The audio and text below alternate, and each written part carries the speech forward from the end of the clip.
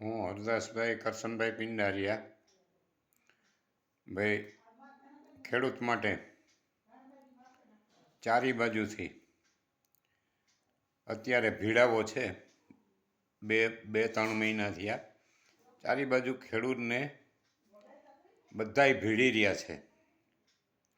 કોઈ સત્ય વાત કરતા નથી. હવની રીતે હવ લાહિયું મારી દઈએ ભાઈ, આપણી સાદી ભાષામાં લાહી મારી દઈએ, મલમ લગાડી દઈએ. મલમ લગાડીને પછી જે થવું એનું થાય, આવી વાતો કરે છે. પણ એક વીટીવીને ધન્યવાદ. વીટીવીના માધ્યમથી જે મહામંથન આવે છે, એમાં મહામંથનમાં કિસાનોની પીડા કરવાવાળા અનેક માણસો આવે છે, પણ આ સરકાર એને કાન દીએ એમ છે નહીં.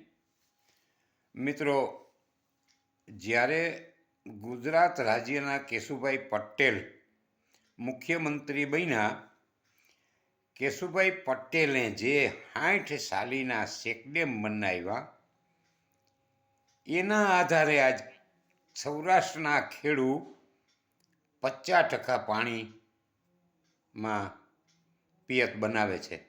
એ કેશુભાઈ પટેલને ધન્યવાદ કે કેશુભાઈ પટેલે 60 સાલીના ચેકડેમ બનાવ્યા કે ખેડૂત 40% મજૂરી અને 60% ગવર્મેન્ટ પૈસા આપે. એમાં આજ કિસાનો જલસા મારે છે. 50%ને તો જો કે પાણી જ નથી, અને 50%ને 60 સાલીના જે ચેકડેમ છે, એ બધા ચેકડેમ દ્વારા આજ હિયારૂપિત થઈ શકે છે. અને તે પછી એક ચેકડેમ બન્યો નથી કે એક નવું તળાવ બન્યું નથી. કેશુભાઈ પટેલે ઉદ્ઘાટન કર્યા હતા. ગડકી ડેમનું ઉદ્ઘાટન કર્યું હતું, વીંગણી ડેમનું ઉદ્ઘાટન કર્યું હતું, પછી આ વર્તુનું ઉદ્ઘાટન કર્યું હતું.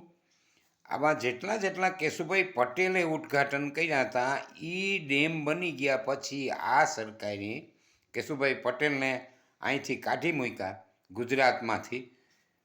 પછી એક ચેકડેમ કે એક તળાવ આ સરકારે બનાવ્યું નથી. એ ધન્યવાદ દો કિસાન ભાઈઓ, ખેડૂત ભાઈઓ, કેશુભાઈ પટેલને. એટલે આપણે આજ જલસા મારીએ છીએ. અને આ સરકારે ત્યાં બોરી બંધ બનાવ્યા હતા. હું બોરી બંધમાં હું 1,00,000-2 લાખ રૂપિયા તાત્કાલિક મળી જાય, અને રેતીની ધૂળની ઠેલીઓ ભરીને મેળી દે. એમાં પાણી રહીએ મારા બાપ? આને કોઈ ના પાડવાવાળો નહોતો. આવા બોરી ડેમ એમાં પાણી ન રહીએ, એમાંથી પાણી નીકળી જાય.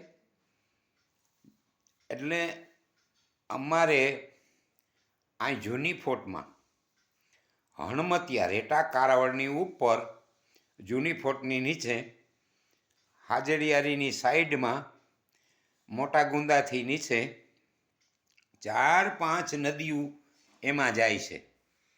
એક ફલકુ નદી જાય, એક હોરઠી નદી જાય, એક ગુંડલાની નદી જાય, ગુંડલા ગામની નીચે, પછી મોટા ગુંદાની નદી જાય છે. આ 5 નદીઓનું પાણી એ તળાવમાં મિત્રો જાય. અને એ આજ સરકારે 32,68,00,000 રૂપિયા વાપરી અને મેલી દીધા. એને વરહ થઈ ગયા 15. ગોખો મૂકી જે કાઢીઓ વચમાં હોય, 600 મીટરનો કાઢીઓ છે, તળાવ દરવાજાવાળું નથી. 600 ફૂટનો જે કાઢ્યો છે, સીસી બનાવેલ સિમેન્ટ કોન્ક્રીટથી, એમાં સાઈડમાં ગોખો મેલી દીધો. એને આજ 15 વર્ષ થઈ ગયા. એ ગોખો મૂકીને સરકાર ક્યાં ખોવાઈ ગઈ અને સિંચાઈ ખાતાવાળા ક્યાં ખોવાઈ ગયા એની ખબર નથી ભાઈ. નથી જમીન સંપાદન કરી, નથી અમારું ઓડિટ કર્યું. ખેડૂતને જે તે ખેડૂતની જમીન બૂટતી હોય મિત્રો, એને બોર હોય, ફળદ્રુપ ઝાડવું હોય, પાઇપલાઇન હોય, કૂવો હોય, ખેતરને બાઉન્ડ્રી મારેલ હોય, આ જે તે ખેડૂએ ખર્ચો કર્યો હોય, એ ખર્ચો એ સર્વે કરી જમીન સંપાદન કરી અને જે જમીનની વળતર થતી હોય એ અને જે ખેડૂતનો ખર્ચો કરેલો હોય ત્યાં મકાન કોઈને હોય, કોઈને ઢારિયું બનાવેલ હોય, કોઈને ગોડાઉન બનાવેલ હોય, આ જે તે ખેડૂએ ત્યાં એની જમીન ઉપર ખર્ચો કર્યો હોય એ બધું સર્વે કરી અને એની કિંમત આંકી અને સરકારને ખેડૂતને નોટિસ આપવી પડે કે મિત્રો હવે આ કિસાન ભાઈઓ અહીંયા નવું કંઈ કરતા નહીં. એટલે આવું કંઈ પ્રોસિજર કર્યા વિના ખેડૂતને ઊંધે રસ્તે કેવા ચડાવે ભાઈ, મેસેજ નાખે મોબાઈલમાં અટકાઈ ઉધડા મેસેજ નાખે કે તમારી જમીનની આટલી વળતર, તમારી જમીનને એટલી વીઘાની વળતર. મારા બાપ, તમે અમારી જમીનમાં સર્વે નથી કર્યું અને ત્યાં હું સાધન ખેડૂએ વહાવેલ છે એ કંઈ ઓડિટ નથી કર્યું, એ કર્યા વિનાના તમે ઠેકી પડો એટલે હું બધાયને મામા બનાવો તમે. અને આ 32 કરોડ ને 68 લાખ રૂપિયા 15 વર્ષ થયા ખેડૂત, નથી કિસાનોને ફાયદો એમાં 1% કે નથી ગવર્મેન્ટને ફાયદો. એ રૂપિયાનું ત્યાં રોકાણ થઈ ગયું અમથું એમનેમ. જો એ કાઢીઓ બંધ થાય અને એમાં પાણી ભરાય તો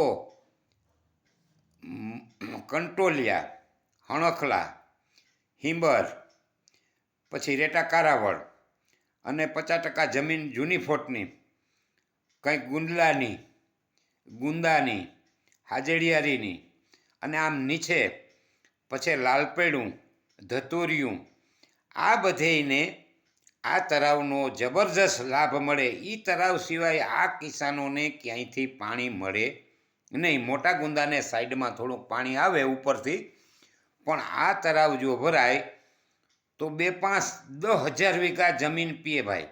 એ જમીન પીએ. 10,000 વીઘા જમીનમાં ખાલી ખેડૂત 5-5 મણનો ઉમેરો કરે ને ભાઈ ઉત્પાદનનો, તો એ 5 વર્ષમાં આ પૈસા કવર કરીને ગવર્મેન્ટના ખિસ્સામાં નાખી દે. મિત્રો, આ કંઈ કરતા નથી અને ભરમાવે. હમણાં રોગું કાગળિયું આમ સોરે સોટાડી ગયા મિત્રો કે તમારી જમીન હવે અમે સંપાદન કર્યું. ત્યાં સિંચાઈ મંત્રી આપણા હમણાં બન્યા ને નવા ગુજરાત રાજ્યના કુંવરજીભાઈ બાવળિયા, એ આવ્યા હતા ત્યાં સ્થળ ઉપર, પહેલાં છૂટાણા થઈ એટલે ત્યાં આવીને ઠપકો આપતા હતા. કેને આપતા હતા? આ બધાને કે તમે શું કરતા હતા. એટલે મિત્રો, તમારી નીચે કર્મચારી કામ કરે કે તમે કર્મચારી નીચે કામ કરો? તમારી નીચે કર્મચારી કામ કરે કે તમે કર્મચારી નીચે કામ કરો?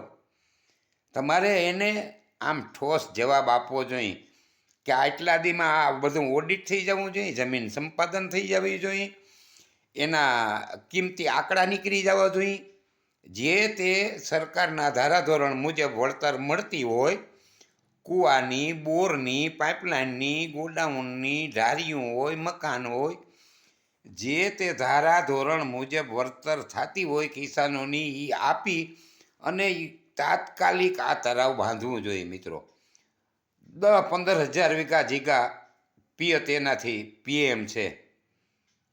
તો આવું અધૂરું કામ મૂકી અને આજ 15 વર્ષથી આ મૂકી દીધું અને એમાં કંઈ કાકરી નથી બલાવતા ભાઈ. તો આ શું કરો છો? અવડ્યા પૈસા રોકાઈ જાય તો ગવર્મેન્ટને નુકસાની અને કિસાનોને નુકસાની, બેયને નુકસાની છે મિત્રો. એટલે જેથી કરીને આપણે એવી નમ્ર વિનંતી છે ભાઈ, આ સરકારને, આપણા જે તે ધારાસભ્યો હોય એને, આપણા જે વડવા છે એને, કે મિત્રો આના માટે તમે કંઈક પગલાં ભરો, તાત્કાલિક એને આપો કે ભાઈ આ કામ થઈ જવું જોઈએ, જેથી કરી અને બધાને ફાયદો મળે, ખેડૂતને મળે, ગવર્મેન્ટને મળે. એટલે આવું કામ ભાઈ અટકેલું પડ્યું છે.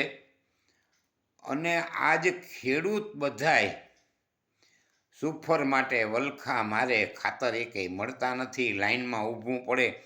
એક ભાઈ મહામંથનમાં એમ કહેતા હતા કે 500 જણા લાઈનમાં ઊભી જાય, જમણવાર હોય તો એને જમણવાર કંઈ કરી લેવો. મારા બાપ રહોડામાં જો રહોડું બનાવેલ હોય ને તો કલાક 2 કલાકમાં એ જમી લે, પણ તમારા રહોડામાં કંઈ સેજ નહીં બનાવેલ તો એને જમાડવા કેવાથી? તમારા રહોડામાં જ કંઈ નથી, હે?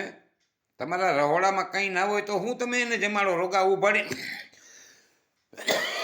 આ સુફરમાં એવું છે, તમારી પાસે સુફર જ નથી તો એ 500 જણાને તમે આપો. હું સુફર હોય તો ભાઈ કલાક 2 કલાકમાં 500 નહીં 5000 જણા સમજી જાય.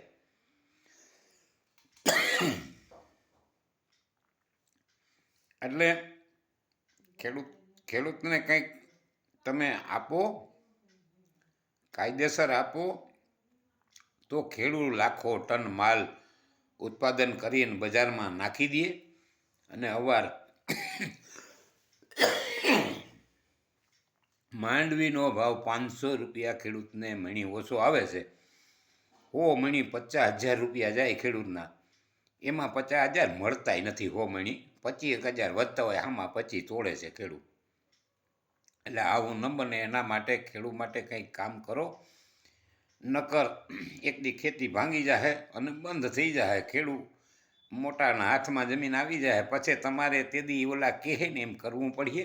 ઝીણા ખેડૂતને અહીંથી બચાવી લ્યો, નકર ઓલા કહે કે 2,000ની સિંગ વેચવી અમારે કિલો, તો એ તમારે લેવી જોઈએ 2,000ની કિલો.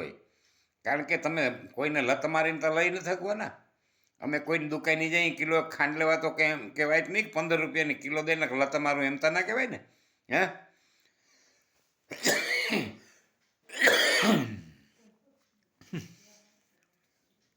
એટલે મિત્રો, જેમ બને એમ કિસાનોનું સારું કરો અને હરખો પાટે એનું કામ હાલે એવું કામ કરો અને ભાવ મળે માંડવીના એવું કરો. અને એક કિસાન ભાઈઓને આપણે નમ્ર વિનંતી, ભાઈ હમણાં વેચતા બંધ થઈ જાવ ને, ઘેર બેસી જાવ ને. હું કામ દોડીને યાર્ડમાં તમે મોટલા ઉમદે માંડવી ઠલવો? તમારે ઘેર બેસી જાવ ને, તમારી પાસે છે, તમારી પાસે કંઈ લત મારીને જટીત નથી જવાના, હે? માગતો હોય ને કહી દેવાય કે વેચી તો અહીં દઈ દે, પણ વેચતા બંધ થઈ જાવ. યાર્ડમાં લઈને જ ના જાઓ, એક પોવાયેલો માલ લઈને ના જાઓ. જય જવાન જય કિસાન.